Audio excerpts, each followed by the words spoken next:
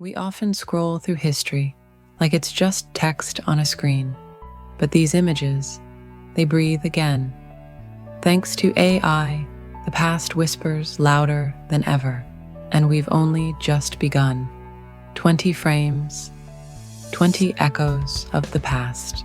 This photo was taken in 1917. A young soldier in the trenches, writing a letter he never got to send. Through AI, we've colorized and enhanced the moment. You can almost feel the mud, the fear, and the hope. This family had just lost their farm. Their faces tell a story of pain, but also resilience.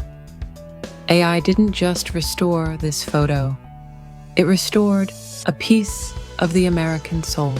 In a segregated world, they still smiled. AI brought back the color in their clothes and the brightness in their eyes. A silent reminder of strength in the face of injustice. Hours before chaos, they danced on the pier. He never came back, but in this AI-restored frame, their joy lives on, untouched by history. War doesn't just destroy buildings, it freezes humanity. This mother's face, her grip on life, it's almost too real now. That's what AI does. It reminds us of what we forgot to feel. We often scroll through history like it's just text on a screen. But these images, they breathe again. Thanks to AI, the past whispers louder than ever.